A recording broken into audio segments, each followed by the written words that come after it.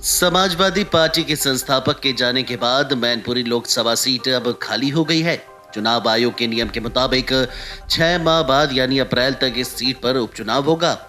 Samajwadi party की ticket पर सैफई परिवार से इस सीट के लिए दावेदार तय करना अखिलेश के लिए मुश्किल भरा फैसला होगा। नेताजी के बाद अखिलेश के सामने न सिर्फ पार्टी बल्कि परिवार को साधने की भी चुनौती होगी। ऐसा इसलिए भी है क्योंकि शिवपाल खुद इस सीट पर दावेदारी कर सकते हैं। 2019 में उन्होंने इस सीट से चुनाव लड़ने की इच्छा भी जताई थी। नेताजी का नाम फिर आगे आने से ऐसा नहीं हो सका था। मुलायम के बाद अब परिवार की एकजुटता को बनाए रखने के लिए शिवपाल सिंह यादव इस सीट से उपचुनाव लड़ सकते हैं। बता दें कि मुलायम सिंह यादव ने मैनपुरी सीट पर 1996, 2004, 2009, 2014 और 2019 के लोकसभा चुनावों में जीत हासिल की थी। इस सीट पर सपा की मजबूत पकड़ को देखते हुए अखिलेश ने भी 2022 के विधानसभा चुनाव में इसी लोकसभा की करहल विधानसभा सीट से चुनाव लड़ा और जीत भी हासिल की। समाजवादी पार्टी के इस अभेद किले को बचाना अखिलेश के सामने बड़ी चुनौती है। 2024 में होने वाले लोकसभा चुनाव में इस सीट के लिए प्रत्याशी का चयन अखिलेश यादव के लिए भी आसान होने वाला नहीं है। अखिलेश यादव की इस परंपरागत सीट को चाचा शिवपाल को देना नहीं चाहेंगे। ऐसे में सवाल उठता है कि फिर सैफई परिवार से कौन इस सीट से चुनाव लड़ेगा। ऐसे में पहला नाम आता है तो धर्मेंद्र यादव का, जो बदायूं के सांसद भी रह चुके हैं और अखिलेश के विश्वास पात्र भी हैं।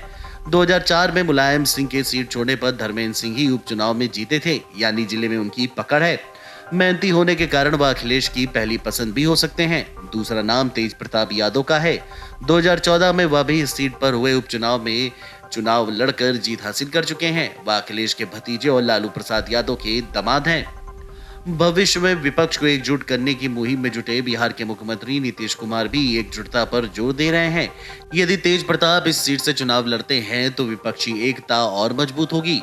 धर्मेंद्र यादव 2009 में बदायूं से सांसद रह चुके हैं, लेकिन 2019 के लोकसभा चुनाव में भाजपा की टिकट से मैदान में उतरी स्वामी प्रसाद मौर्य की बेटी संघमित्रा मौर्य ने इस सीट को अपने नाम कर लिया। स्वामी प्रसाद अब सपा में हैं। संभावना है कि 2024 के चुनाव में संघमित्रा भी सपा का दामन थाम ले। ऐसे में अखिलेश संघमित्रा को ही इस सीट पर उतार सकते हैं। यदि संघमित्रा यहां से चुनाव लड़ी तो धर्मेंद्र को मैनपुरी सीट मिल सकती है। यही कारण है कि धर्मेंद्र यादव की दावेदारी मैनपुरी सीट पर ज्यादा है। जब समाजवादी पार्टी में चाचा शिवपाल और अखिलेश यादव में रार बढ़ी तो प्रोफेसर साहब यानी रामगोपाल यादव अखिलेश के साथ कंधे से कंधा मिलाकर खड़े दिखे। अखिलेश को पार्टी का मुखिया बनाने में भी रामगोपाल यादव ने अहम भूमिका निभाई थी। मुलायम सिंह यादव के रहते कहीं न कहीं संतुलन बना रहा, लेकिन अब नेताजी के निधन के बाद प्रोफेसर साहब की भूमिका अहम होगी। ऐसा इसलिए भी है क्योंकि अखिलेश के वह सबसे करीबी माने जाते हैं। Video desk amarujala.com। डाउनलोड करें अमर उजाला ऐप और पाएं खबरें लगातार। अगर आप ये वीडियो YouTube पर देख रहे हैं तो हमारे चैनल को सब्सक्राइब करें और बेल आइकन को दबाना ना भूलें। अगर आप Facebook पर ये वीडियो देख रहे हैं तो हमारे पेज को लाइक करें।